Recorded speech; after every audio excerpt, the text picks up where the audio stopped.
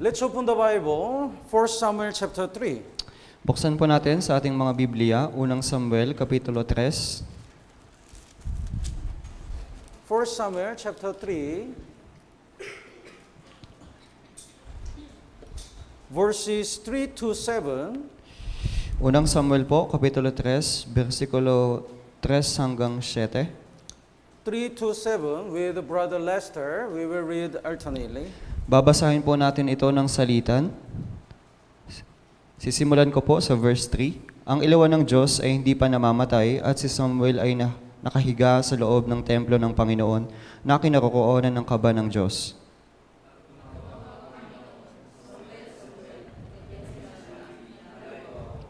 Siya'y tumakbo kay Eli at sinabi, "Narito ako sapagkat tinawag mo ako." At kanyang sinabi, "Hindi ako tumawag, mahiga ka uli." Siya'y umalis at nahiga.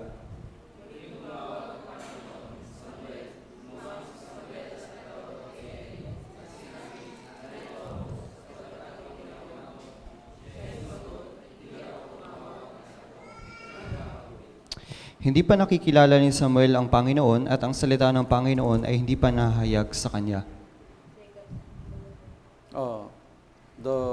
Then verse 10, basahin po natin ng sabay-sabay. 3 to 1. At ang Panginoon ay dumating at tumayo at tumawag na gaya ng una, "Samuel, Samuel." Nang magkagayoy sinabi ni Samuel, "Magsalita ka sapagkat nakikinig ang iyong lingkod." So today we're gonna learn the God's calling to Samuel. Ngayong araw po na to, po natin yung pagtawag ng Diyos kay Samuel. In 1 Samuel chapter 3, we can see the God is calling Samuel. Sa unang Samuel Kapitulo 3, makikita po natin yung pagtawag ng Diyos kay Samuel. But he didn't recognize God was calling him. Pero hindi niya po nababatid na tinatawag pala siya ng Diyos. So at that time, the priest was Eli.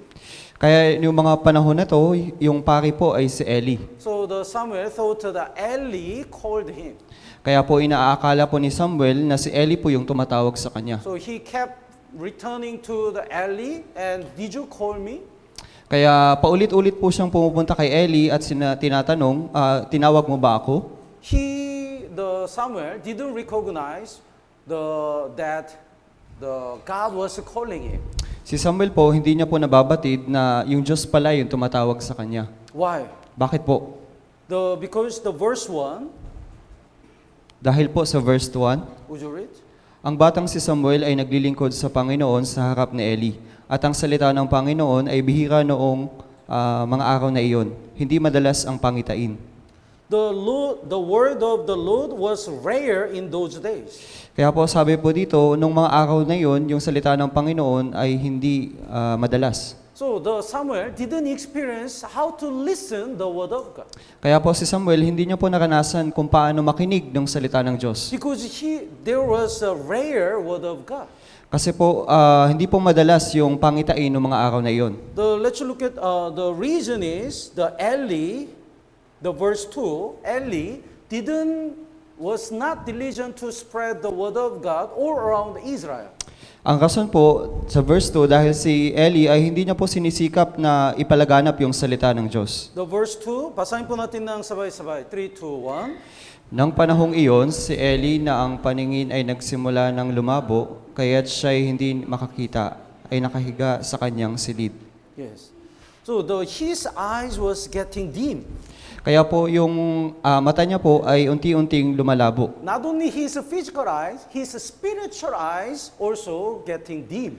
Hindi lang po yung physical na mata, kundi yung spiritual na mata ay lumalabo na po. He was lazy to spread the word of God.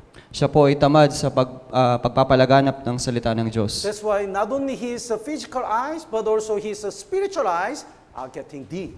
Kaya po hindi lang po physical na mata, kundi pati spiritual na mata ay lumalabo. So in chapter 4 verse 15, he cannot see anymore. Kaya po sa chapter 4 verse 15, hindi na po siya makakita. Then in verse 18, chapter 4 verse 18, there is his seat, his chair. At sa verse 18 po, nandun po yung kanyang upuan. Actually in the tabernacle, there is not supposed to have the chair. Sa katunayan po, doon po sa tabernakulo, dapat ay walang upuan. Chair is not allowed in the tabernacle Yung upuan po ay hindi pinahihintulot doon sa tabernakulo. because that is the place to work for the Lord. Kasi yun po yung lugar kung para gumawa para sa Diyos. But priest Eli made his own chair. Pero si paring Eli ay gumawa po siya ng kanyang sariling upuan. He always sat, and he's lazy to spread the word of God in Israel. Lagi po siyang nakaupo at tamad po siyang ipahayag yung salita ng Diyos. That's why the word of God was very rare. Kaya po noong mga panahon na yon, yung salita ng Diyos ay hindi madalas. That's why the Samuel didn't have any experience to listen to the voice of God. Kaya po si Samuel noong mga panahon na yon ay hindi niya po naranasan na marinig yung tinig ng Panginoon. Not like Eli, we should be sensitive to the word of God. Hindi gaya ni Eli ay dapat maging sensitibo tayo sa salita ng Diyos. And not like Samuel at the time, we should be sensitive to listen to the word of God. At hindi gaya ni Samuel, dapat po tayo maging sensitibo sa salita ng Diyos. Even though God is calling us, if we don't recognize that is the God's calling, we don't obey. Kahit na po tinatawag na tayo ng Diyos pero hindi pa rin po tayo nakikinig, hindi po tayo sumusunod. Sometimes God is talking to us, but sometimes we don't recognize. Minsan, tinatawag po tayo ng Diyos pero hindi po natin ito nababatid. When we listen the sermon, God is talking to me, right? Kapag nakikinig po tayo ng sermon, yung Diyos ay nagsasalita sa akin. No. You, ikaw.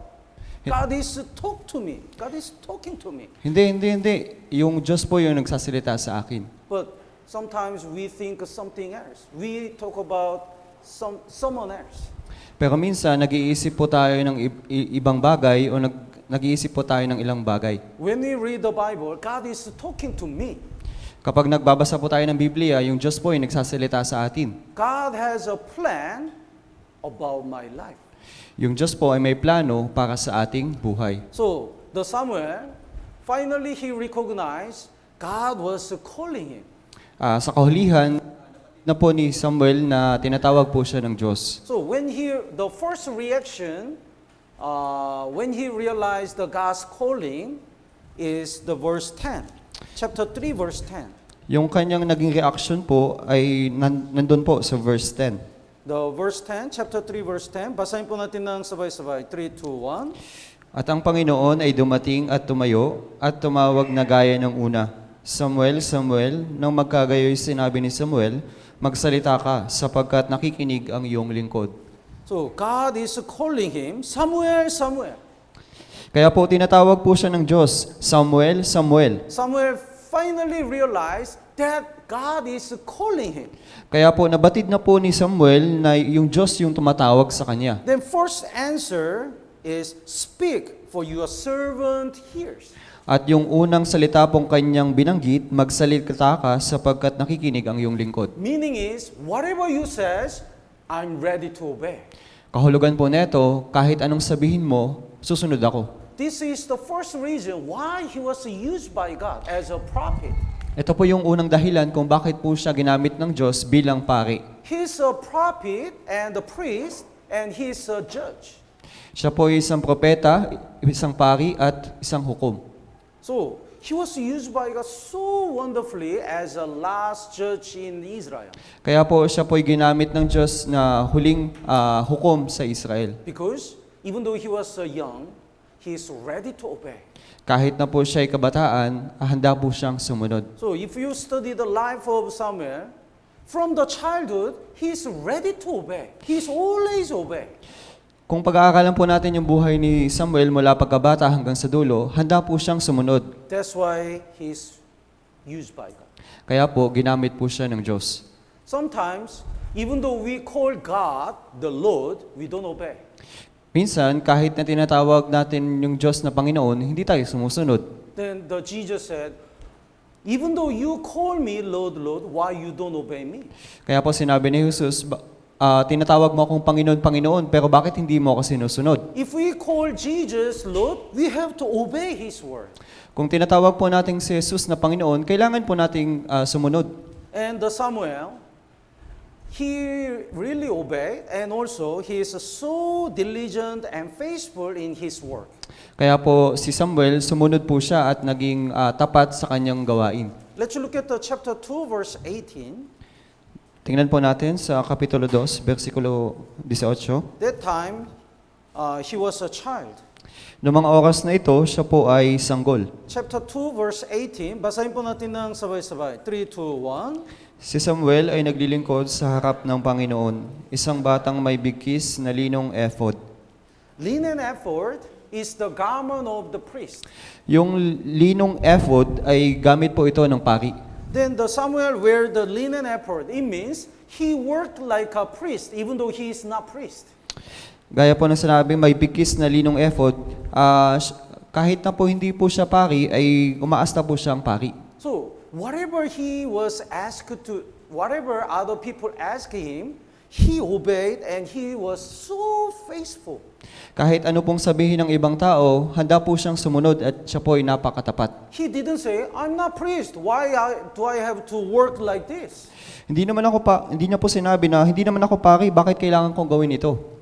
Instead of that, if somebody asked him to do it, he just was faithful and diligent. Sa halip na ganun, kung inuutos ng iba na gawin niya, siya po ay sumusunod at siya po ay tapat. So this is a very important lesson. Kaya po ito po yung pinakamahalagang aral. Somebody says, Pastor, when I become a leader, I'll work like a leader. Mayroon pong ibang nagsasabi, Pastor, maglilingkod po ako kapag naging leader po ako. This brother or sister must not be a leader. Yung kapatid na iyon ay dapat hindi maging leader. The brothers and sisters who work like a leader already should become a leader. Kung yung isang kapatid ay gumagawa na gaya ng isang leader, dapat po siyang maging leader. Naintindihan po? Naintindihan niyo po? If I become a evangelist, I live like an evangelist. Kapag naging evangelist ako, gaya ng evangelist. No, he must not become he shouldn't become an evangelist. Pero dapat hindi po siya maging evangelist kung ganun. The one who is already living like an evangelist should be an evangelist. Kung nabubuhay po yung isang tao na gaya ng isang evangelist, dapat po siyang maging evangelist. 나인tindihan po? So, before he became a priest, whatever he was assigned, he just obeyed and faithful. That's why he became real priest. Bago po siya maging pari, kung ano man po yung inuutos sa kanya, ginagawa niya lamang po ito at siya po ay naging tapat. That's why he was loved by God and man. Kaya po siya ay minahal ng Diyos at ng tao. Let's look at the chapter 2, verse 26. Tingnan po natin, chapter 2, verse 26. The child Samuel grew in the stature and in favor both with the Lord and man. Ang batang si Samuel ay patuloy na lumaki sa pangangatawan at gayon din sa pagbibigay lugod sa Panginoon at sa mga tao. This is important. Ito po yung mahalaga po dito. God praised him and also the man praised him. Pinupuri siya ng Diyos at pinupuri din siya ng mga tao. So everyone said, the Samuel is so obedient and diligent. Kaya sinasabi po ng lahat ng tao ay si Samuel ay napakasipag at sumusunod palagi. As God thought. Gaya po ng iniisip ng Diyos. Sometimes we are good person in the church, but we are not diligent in the workplace or the house. Minsan, masipag po tayo sa church pero hindi po tayo namumuhay ng maayos sa ating bahay o sa ating trabaho. We never clean up and we always complain to the parents. Hindi po tayo naglilinis at lagi po tayo nagreklamo sa ating mga magulang. We are lazy in the house, in the school. Mga tamad po tayo pagdating sa paaralan. We are not diligent in the work. Hindi po tayo masipag sa pagtatrabaho. But in the church, so diligent and so faithful. Pero sa loob ng iglesia, sobrang sipag at sobrang tapat. That is wrong. Ito po'y mali. We should be faithful and obedient and diligent Not only in the church, but also in all our life. Dapat po tayo maging tapat at maging masunurin, hindi lang po sa loob ng church, kundi sa ating buhay. That's why God used Samuel, because he's diligent. Kaya po ginamit ng Diyos si Samuel kasi sobrang sipag niya. Not only for God, but also for other people. Hindi lang po para sa Diyos, kundi para sa ibang mga tao. This is attitude of the life. Attitude of the life. Ito po yung dapat maging isip po natin sa ating buhay. Let's look at the Proverbs chapter 22. Tingnan po natin sa Kawikaan, chapter 22. Proverbs chapter 22, verse 29. Chapter 22, verse 29 po. Proverbs chapter 22, verse 29. Basahin po natin ng sabay-sabay. 3, 2, 1. Nakikita mo ba ang taong mahusay sa kanyang gawain? Siya'y tatayo sa harap ng mga hari, hindi siya tatayo sa harap ng mga taong hamak. Do you see a man who excels in his work? Nakikita mo ba ang taong mahusay sa kanyang gawain? In another version, do you see a man who is so diligent in his work? Sa ibang salin po, nakikita mo ba yung isang tao na masipag sa kanyang gawain? Then this person will stand before kings. It means God called him and used him. Siya'y tatayo sa harap ng mga hari, ibig sabihin, tatawagin po siya ng Diyos. God didn't say, did you see a man who get the perfect score in Samuel Academy? Hindi po sinabi ng Diyos na nakita mo ba yung taong nakakuha ng perfect score sa Samuel Academy? No. Hindi po. God is looking for the diligent person. Hinahanap po ng Diyos yung masipag na tao. God is looking for the faithful person. Hinahanap po ng Diyos yung tapat na tao.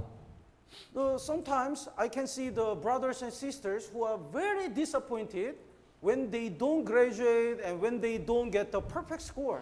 Minsan nakikita ko po yung mga kapatid na nadidismaya kapag hindi po sila nakakuha ng perfect score or mababa po yung score nila. No, that's not the all we can learn from Samuel Academy. Hindi po. Hindi lang po yun yung mga dapat nating matutunan sa Samuel Academy. We also learn how to make an effort and how to be diligent for the Lord. Na pag-akalan po natin kung paano magsumikap at paano maging masipag para sa Panginoon. Sometimes some brothers and sisters just give up if they cannot get the perfect score. Yung ibang mga kapatiran, humihinto na kapag hindi po nakakakuha ng perfect score. I cannot graduate, so I give up. Hindi naman ako gagraduate, suko na ako. I cannot get the perfect score, so I don't want to try. Hindi naman ako makakuha ng perpektong marka, kaya hindi ko na susubukan. If we have that kind of attitude, we cannot learn anything. Kung meron po tayong ganong pag-iisip, wala po tayong matututunan. God doesn't want the perfect score. Hindi po nais ng Diyos yung perpektong marka. God wants to see how much we are diligent and faithful. Hinahanap po ng Diyos kung gaano po tayo kasipag at katapat. So even though we fail, if we are diligent, we can be used by God. Kahit na po nabigo po tayo, kung magiging tapat naman tayo, gagamitin din po tayo ng Diyos. God wants to see how much we make an effort and work hard for the Lord. Hinahanap po ng Diyos kung gaano po tayo nagsusumikap at gumagawa para sa Panginoon. Then God, not only God, but also other people recognize He is a faithful and diligent. At hindi lamang po yung Diyos, pati yung ibang mga tao, makikita po nila na tayo'y tapat at masipag. Then this kind of person who are diligent, no matter what they do, they are diligent. Yung mga gantong klaseng tao, kung masipag po sila, ay magiging masipag po sila kahit anong gawin nila. That's why they can be used by God. Kaya po, ginagamit po sila ng Diyos. Naintindihan po? Look at the Apostle Peter. Tingnan niyo po si Apostol Pedro. He was a fisherman, so he's not educated well. Siya po yung mangingisda, kaya po hindi po siya edukado. But he's ready to obey, and he's so diligent. Pero handa po siyang sumunod at masipag po siya. That's why for whole night, even though he couldn't catch the fish, he worked so hard. Kaya kahit na buong gabi na ay wala pa siyang nahuhuli, nagsusumikap pa rin po siya. And when Jesus commanded him to go to the deep and cast the net, he obeyed. Kaya po nung inutusan po siya ni Jesus na ihagis yung lambat, siya po'y sumunod. So he's diligent and he obeys. Kaya po siya po'y masunurin at sumunod. So he was used by God not because he caught the many fish and he is not because he is well educated, Hindi po siya tinawag ng Diyos dahil marami po siyang nahuling isda o hindi po siya edukado. but he was used by God because he obeyed God and diligent. Ginamit po siya ng Diyos kasi sumunod po siya sa Diyos at siya po'y masunurin. At the time, Samuel had so many works, so many tasks. Noong mga oras po na yon, si Samuel, marami po siyang gawain. Let's look at the Samuel chapter 3. Tingnan po natin sa unang Samuel, Samuel chapter 3, verse 19 and 20. chapter 3 po, verse 19 to 20. 20. Would you read? The first Samuel chapter 3, verse 20. Would you read? Babasahin ko po. Nalaman ng buong Israel mula sa Dan hanggang sa Berseba na si Samuel ay itinatag bilang isang propeta ng Panginoon. From Dan to Beersheba, it means from top to bottom of Israel. Mula sa Dan hanggang sa Berseba, ibig sabihin mula sa taas hanggang baba ng Israel. Then Samuel always worked to share the word of God as a prophet. Kaya po si Samuel, palagi po siyang gumagawa bilang propeta ng Diyos. So work of prophet is sharing the word of God. Yung trabaho po ng isang propeta ay ibahagi yung salita ng Diyos. You to share the word of God, he should read the Bible and study it and memorize. Para ibahagi po yung salita ng Diyos, kailangan niya pong mag-aral ng salita ng Diyos at magkabisado ng salita ng Diyos. He should spend a lot of time to meditate. Dapat po siyang gumugol ng maraming oras para magbulay. So he worked as a prophet. Kaya po nagtrabaho po siya bilang isang propeta. And let's look at the Samuel chapter 7, Sa chapter 7 po, verse 5. sa verse 5, 5 and 6, would you read? sinabi ni Samuel, tipunin ninyo ang buong Israel sa Mizpa at idadalangin ko kayo sa Panginoon. Kaya't sila'y nagtipon-tipon sa Mizpa, umigib ng tubig, ibinuhos sa harap ng Panginoon, at nag-ayuno ng araw na iyon. Sinabi nila roon, kami ay nagkasala laban sa Panginoon. At naghukom si Samuel sa mga anak ni Israel sa Mizpa.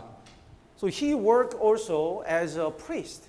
Kaya po nagtrabaho po siya bilang isang pari. Work of priest is to pray for forgiveness of Israel. Yung trabaho po ng hari ay ipanalangin para mapatawad po yung kasalanan ng Israel. So he fasted and prayed for Israel. Kaya po siya nag-ayuno at nagpanalangin para sa Israel. He offered the offering to God. Siya po ay naghandog para sa Panginoon. And he was also judge. At siya rin po ay isang hukom. Let's look at the chapter 7, verse 16. Chapter 7, verse 16. The 15 and 16. Basahin po natin ng sabay-sabay. 3, 2, 1. Naghukom si Samuel sa Israel sa lahat ng mga araw ng kanyang buhay. Siya ay nagpalibot-libot taon-taon sa Bethel, Gilgal at Mizpah. At naghukom siya sa Israel sa mga lugar na ito. The Bethel, Gilgal, Mizpah, he rotate and the ruled Israel. Kaya po sa Bethel, Gilgal at Mizpah, paikot-ikot po siya naghukom. So he was a ruler of Israel as a last judge of Israel. Kaya po siya namuno sa Israel bilang huling hukom sa Israel. So the other people came and asked counseling. Kaya po may mga taong pumupunta at humingi ng counseling. What is right? Ano yung tama? Then based on the word of God, he judged it. Kaya base sa salita ng Diyos, siya po'y naghahatol. So think about this. How much he was busy. Kaya pag-isipan po natin ito, gaano po busy si As Samuel? a prophet, he have to go so many ways and share the word of God. Bilang isang propeta, kailangan niya pong pumunta sa iba't ibang lugar para salita ng Diyos. As a prophet, the guide the Israel people not to commit a sin and fast and pray. Bilang isang propeta, kailangan niya pong gabayan yung mga Israel at ipanalangin at mag-ayuno. And as a judge, every year he visited the Bethel, Gilgal, and Mizpah and ruled Israel. At bilang hukom, kailangan niya pong pumunta sa Bethel, Gilgal at Mizpah upang pangalagaan yung Israel. So probably he had so much burden. How can I handle these all things? Kaya po siguro sobrang dami niyang pasan. Iniisip niya, paano ko gagawin yung lahat ng bagay na ito? But he didn't give up Pero hindi po siya sumuko. because this is work of God. Kasi po ito po yung gawain ng Diyos. He did his best to complete these all missions. Ginawa niya po yung lahat ng kanyang makakaya para magawa yung lahat ng kanyang misyon. Sometimes we don't work hard in our ministry. Minsan, hindi po tayo nagsusumikap na gawin yung ating lahat ng makakaya sa ating ministeryo. We just simply text to the leader, I cannot go today. Minsan, nagme-message rin tayo sa leader natin na hindi ako makakapunta ngayon. I cannot do that task anymore. Hindi ko na kayang gawin yung ipinapagawa niyo. If we text, it's very gentle. Kung- Sometimes we don't even text. Kapag nag-message po tayo, mukhang malumanay, pero minsan hindi naman po tayo nag-message. Even though the leader or other brothers and sisters call, no answering. Kahit na yung ibang leader, tinatawagan ka, walang sagot. Sister, brother, can you finish that task? No answering. Kapatid, magagawa mo bang tapusin yung pinapagawa? Walang sagot. They don't even come to the church. Hindi, kahit na pumunta sa church, hindi nila magawa. We have to learn how to overcome our burden through the Word of God and prayer and relying on God. Kailangan po nating matutunan kung paano pasanin yung ating mga pamatok para sa pamamagitan po ng salita ng Diyos. So, not only in the eyes of God, but also in the eyes of man, we should be evaluated. We should be heard that we are faithful.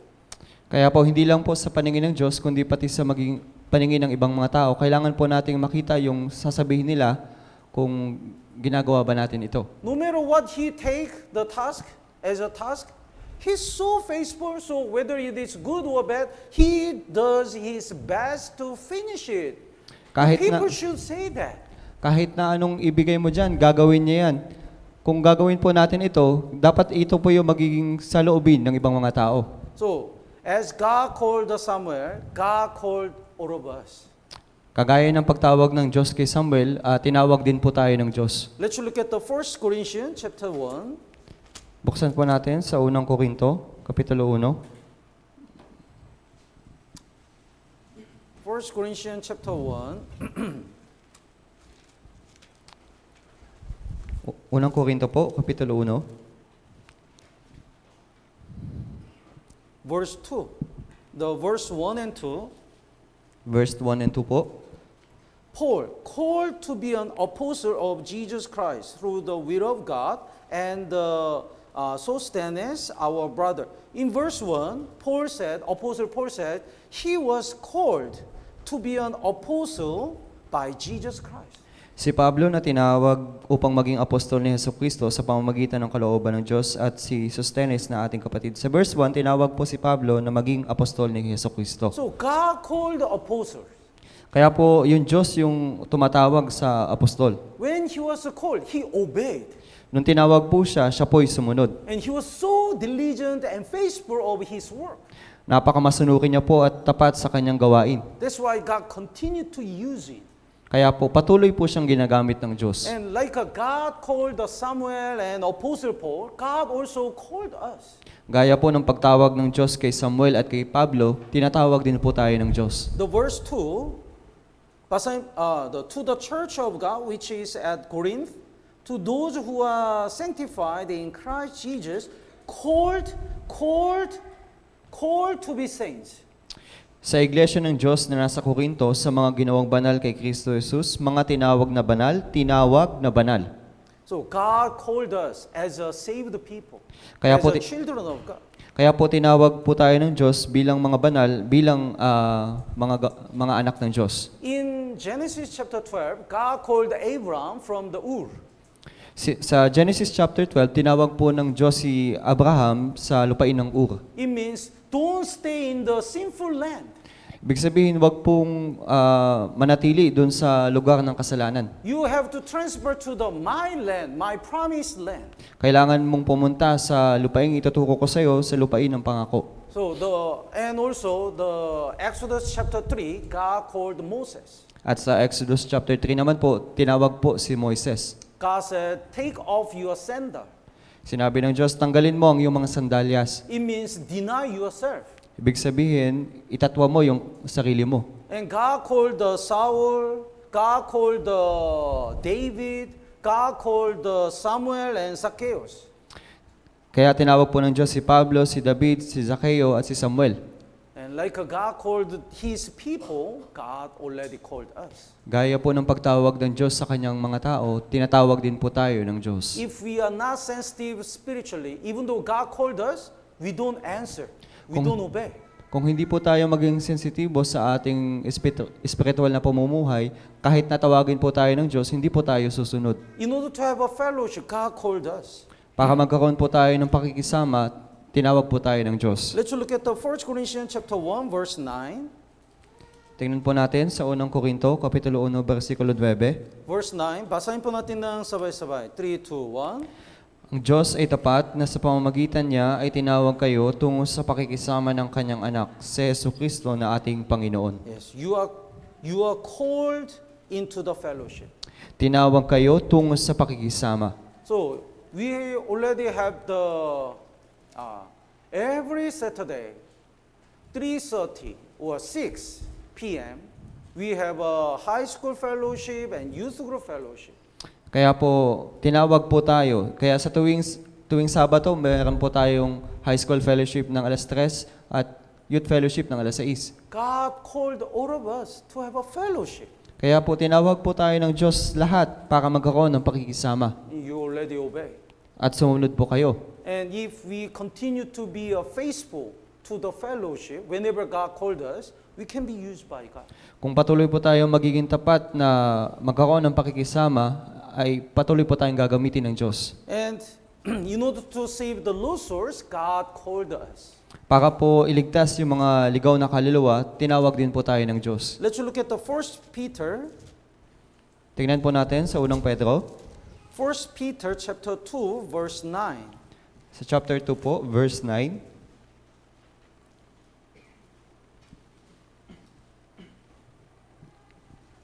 Basahin po natin ng sabay-sabay. 3, 2, 1. Ngunit kayo'y isang lahing pinili, isang maharlikang pagkapari, isang bansang banal, sambahayang pag-aari ng Diyos, upang inyong ipahayag ang mga makapangyarihang gawa niya na tumatawag sa inyo mula sa kadiliman, tungo sa kanyang kagilagilalas na liwanag. God called us from the darkness. Kaya po tinawag po tayo ng Diyos mula sa kadiliman. For what? Para saan? You may proclaim the praises of Him who called you out of the darkness. Upang ipahayag yung kagilagilalas na liwanag galing sa kadiliman. So, in order to preach it, the gospel, God called us. Para po ipahayag yung ebanghelyo, tinawag po tayo ng Diyos. In order to deliver what Jesus had done for us, God called us. Para po ipahayag kung ano po yung ginawa ng Diyos para sa atin, tinawag po tayo ng Diyos. Long time ago, there was the Mahabang panahon na po yung nakakakaan. what do you call? Ano po yung sa tingin nyo? Horse Kabayo po. and the what do you call the wheel? Meron pong kabayo at meron pong karwahe. Chariot. Karwahe po. In the chariot, many horse. Kaya po sa karwahe, meron pong maraming kabayo. And in the chariot, there is the first class, and second business class, and economy class. Kaya po sa karwahe pong ito, merong first class, business class, at economic class. So the first class, when they sit, everyone is the same, equally same. Kaya po kapag umupo sila, pare-pareho lang po sila. But when the chariot is stuck on the mud, depending on the seat, their work is different. Pero kapag yung karwahe punta sa putik, yung gawain po nila ay magkakaiba. The first class can stay here. Yung unang class ay maaring pumunta dito. Inside. They just stay. Kaya po nakatigil lang po sila doon sa loob. And business class, they have to go out. But they just observe. Kaya po yung business class, kailangan po nilang lumabas at And economy class, they have to go out and they have to push. yung economy class naman po, kailangan po nilang lumabas at itulak yung karwahe. Naintindihan po? What kind of people we need in the church? Ano pong klaseng tao yung kailangan po natin sa loob ng iglesia? First class, business class, economy class. First class po ba? Business class or economy class? Huh? Economy class. Economy class po. Tama po ba? In the God's work, for evangelism, some people just stay Kaya, and doesn't do anything. kaya po sa gawain ng Diyos, sa pagdating sa evangelism, yung ibang tao naka-permi lang sila. And some people just join but just observe. Yung ibang tao naman po, nakikilahok pero nagmamasid lang. But these members, they go out and join and work so hard. Pero yung mga kapatid na ito lumalabas at nagpapagal at gumagawa. So God already called us to have a fellowship. Kaya po tinawag na po tayo ng Diyos na magkaroon ng pakikisama. That's why whenever we have a fellowship, we have to join. Kaya po kapag meron po tayong fellowship, kailangan po nating pumunta. And God called us to save the lost souls. Kaya po tinawag din po tayo ng Diyos para iligtas yung mga ligaw na kaluluwa. That's why whenever we have a work of God, we have to join and work together. Kaya kapag meron po tayong gawain ng Diyos, kailangan po nating makilahok at gumawa. So like Samuel was used by God, I really hope and pray all of us are used by God so wonderfully from the child, from the youth. Gaya po ng paggamit ng Diyos kay Samuel mula sa kabataan, nanalangin po ako na tayo rin po ay gagamitin ng Diyos mula sa ating kabataan. So we call Samuel Academy, right? We call it Samuel Academy because from the I never asked the pastor who made that name, but I think from the childhood he was ready to be used by God. Hindi ko po natanong kung sa pastor kung saan galing yung pangalan, pero sa tingin ko po dahil kay Samuel na ginamit po siya mula sa kabataan hanggang sa dulo. I think that's why the first pastor who named this training, Samuel Academy, like this. Kaya po sa tingin ko, yun po yung ginamit na pangalan ng pastor nung nauna dahil po sa kaso na ito. So I hope all of us are ready to be used by God from the high school and youth time. Kaya po, nanalangin po ako na handa po tayong sumunod mula sa ating kabataan para gamitin ng Diyos. Let's pray together. Tayo po yung manalangin. Our Heavenly